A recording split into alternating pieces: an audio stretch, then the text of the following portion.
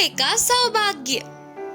एक जंगल के पेड़ पे एक अकेला कौवा रहता था। वो था तो बहुत ही होशियार, पर बाकी के जानवरों की तरह ना होते हुए काले होने पर हमेशा दुखी होता था। उसके खूबसूरत ना होने पर वह बाहर ही नहीं निकलता था। कभी एक बार बाकी के कौवों के साथ जाकर पूरे जंगल में घूम आता था। एक दिन जंगल के तालाब में आराम से तैरती हुई हंस को देख उसके पास जाकर बोला, अरे वाह, कितनी गोरी और खूबसूरत हो। तुम्हारे जैसा सुंदर और खुश कोई भी पक्षी नहीं होगी, और एक मैं हूँ जो ऐसा हूँ। बोलते हुए अपने आप को कोसने लगा।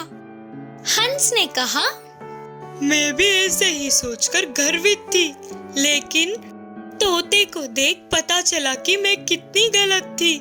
मैं तो बस एक रंग में हूँ, पर वो तोता लाल और हरे रंगों में कितनी सुंदर है। बोलते हुए हंस उदास हुई। तुरंत कौवा पेड़ के ऊपर तोते के पास उड़ता हुआ गया। हंस ने ऐसा कहा करके बोला, हाँ, हंस ने सही कहा। मैं अपने रंगों से बहुत खुश थी, लेकिन मोर को देख के लगा कि सुंदरता तो ये है। मुझ में तो सिर्फ 2 ही रंग है, वही मोर में कई रंग। तोते ने थोड़ी सी जलन से कहा। तो तुरंत मोर से मिलकर कौवा इन बातों को बताना चाहा और पूरे जंगल में ढूंढ लिया, लेकिन उसे मोर कहीं नहीं दिखी। जान पहचान वालों से भी पूछने पर मोर का पता नहीं चला। ऐसे थोड़े दिन बीत गए। एक बार कौवे के ऐसे उड़ते हुए जाते समय जू में उसे मोर दिखी। सारे पक्षियों को तुम बहुत सुंदर लगती हो, सबको तुम बहुत प्यारी लगते हो। बोलते हुए और 4 बातें जोड़कर तारीफें करने लगा। कौवे की बातों को सुनकर उदास मुंह बनाकर मोर बोली, मेरी सुंदरता की वजह से ही इधर फंस गई। जंगल में होने तक शिकारियों से बचते हुए छुपकर जीना पड़ा। आखिर में उनके हाथ लग के इस जू में पहुंच गई। मुझे लग रहा है कि कौवे से ज्यादा स्वतंत्र और कोई पक्षी नहीं है। इधर लगभग सभी पक्षियां हैं, सिवाय तुम कौवों के। अगर मैं भी कौवा होती तो तुम्हारे जैसे स्वतंत्र घूमती थी, है ना? आंखों में आंसू लेकर बोली मोर। कौवे ने जू में के तरह तरह के पक्षी और जानवरों को देखकर तुरंत वहां से उड़ गया। तब से कौवे ने दूसरे पक्षियों से तुलना करना छोड़कर आराम से जीने लगा। इस कहानी की शिक्षा है कि हमें हमेशा किसी से भी तुलना किए बिना खुशी से जीना चाहिए। मक्कार बिल्ला। एक बार एक जंगल में एक पेड़ के अंदर एक कौवी रहती थी। एक दिन जब वो खाने की तलाश में गई तो वापस घर आने में थोड़ी देर हो गई। जब वो घर पर नहीं थी तो एक खरगोश चुपके से उसके घर में घुस गया। जब वो वापस अपने घर आई तो खरगोश को देखकर हैरान हो गई और पूछने लगी, तुम कौन हो और यहाँ मेरे घर में क्या कर रहे हो? ये मेरा घर है। जब मैं यहाँ नहीं थी तो तुम चुपके से मेरे घर में घुस आए। चलो अब जाओ यहाँ से। खरगोश ने जवाब दिया, इस जंगल में पेड़ पौधे नदी जमीन सब किसी एक का नहीं, सबका है। जो यहाँ पहले आया वह यहाँ रहेगा। मैं यहाँ पहले आया हूँ, इसीलिए ये अब मेरा घर है। तुम जाओ कोई और जगह ढूंढ लो। मेरे घर में आके मुझे ही जाने को कह रहे हो? अब तुम्हारी खैर नहीं। एक आखिरी बार कहती हूँ, जाओ यहाँ से, वरना तुम नहीं बचोगे। ठीक है, चलो देखते हैं कि कौन ज्यादा ताकतवर है। चलो किसी से इसका इंसाफ कराते हैं। ठीक है। पास ही में एक बिल्ला रहता है, वो हर किसी का इंसाफ करता है। चलो उसके पास चलते हैं। क्या कहा तुमने? बिल्ली? बिल्ली कितनी भी समझदार क्यों ना हो, चोरी और मक्कारी तो उसके खून में होती है। बिल्ली तो जानी ही जाती है मक्कारी से, और तुम चाहते हो कि मेरा इंसाफ एक बिल्ली करे? ऐसा कभी नहीं हो सकता। एक बार फिर से सोच लो। शायद तुम उसके अक्लमंदी और इंसाफ के बारे में नहीं जानते।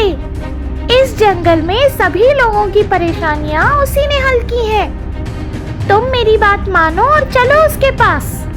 खरगोश ना चाहते हुए भी वहां जाने के लिए राजी हो गया। वो दोनों बिल्ली के पास गए और सारी समस्या उसे सुनाकर उससे न्याय मांगने लगे। मैं बहुत बूढ़ा हो गया हूँ और मुझे अब कम सुनाई और दिखाई देता है।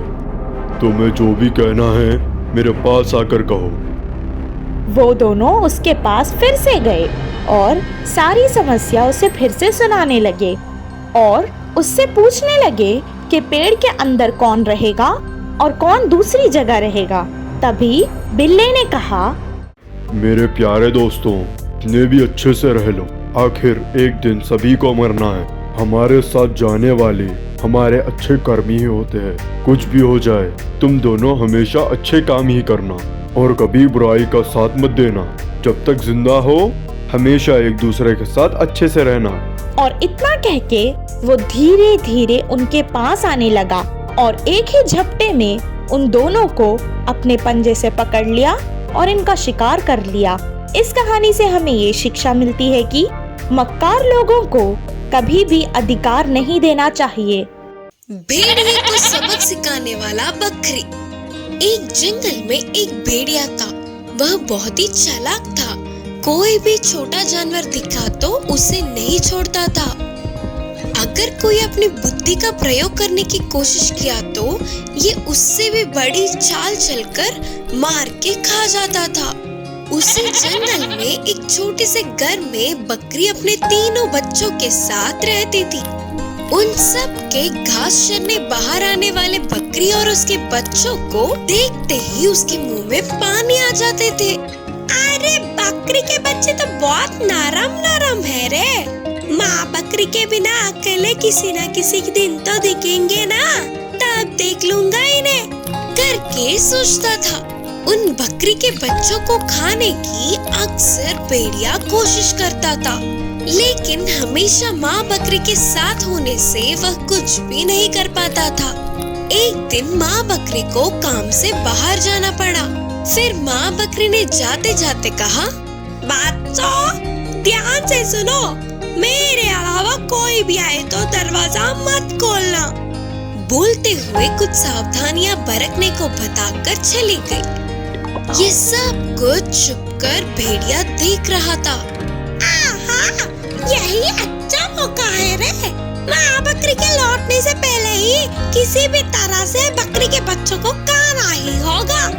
माँ बकरी के जाने के थोड़ी देर बाद भेड़िया बकरियों के घर जाकर बोला, मैं हूँ बच्चों, तुम्हारी माँ। दरवाजा खोलो बच्चों करके बोला। तो अंदर के बकरी के बच्चों को वह आवाज अपनी माँ की नहीं लगी। तो बच्चों ने कहा, तुम हमारी माँ नहीं हो। हमारी माँ की आवाज ऐसे नहीं होती। तब भेड़िया वहाँ से चला गया। थोड़ी देर बाद दूसरी चाल से फिर से आकर बकरी की आवाज बदलकर बोला, दरवाजा खोलो बच्चों। माँ वापस आ गई करके दरवाजे की छेद से बच्चों ने देखा तो उसके पैर काले रंग में दिखे। बच्चों ने कहा, तुम हमारी माँ नहीं हो। हमारी माँ के तो सफेद पैर होते हैं। तब भेड़िया ने सोचा, अरे क्या रे, ये तो बच्चे करके सोचा तो ये मुझसे ज्यादा चालाक हो रहे हैं। अब मैं बताता हूँ इन्हें। सोचकर तेजी से जाकर पैरों को सफेद रंगवा के फिर से आया और बोला, चल चल के पैर दुख रहे हैं, दरवाजा खोलो बच्चों। इस बार गले की आवाज और पैर अपनी माँ के जैसे ही होने पर बकरी के बच्चों ने दरवाजे को खोला तो तुरंत भेड़िया ने सामने के दो बच्चों को खाकर उधर से चला गया। थोड़ी देर बाद माँ बकरी के वापस आने तक एक बच्ची ही कांपती हुई रोती दिखी। पूरी बात जानकर माँ बकरी गुस्से से भेड़िया के गुफा में गई। भूख मिटने से गहरी नींद में सो रहे भेड़िए के पेट को काट कर उसके बच्चों को धीरे से बाहर निकाली। और थोड़े पत्थरों को डालकर वापस पेट को सील के बच्चों को लेकर पास के पेड़ के पीछे चली गई।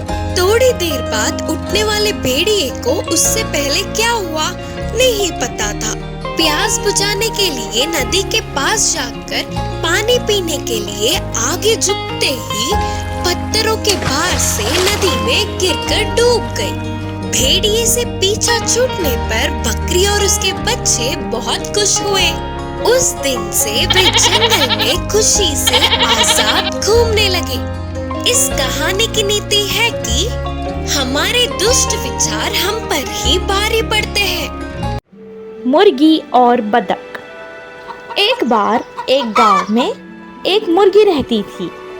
एक दिन वो जब खाने की तलाश में नदी के पास आई तो एक बतख ने उसे देखा और उसके पास आई और कहने लगी, ओ मुर्गी, क्या तुम मेरे साथ खेलोगी?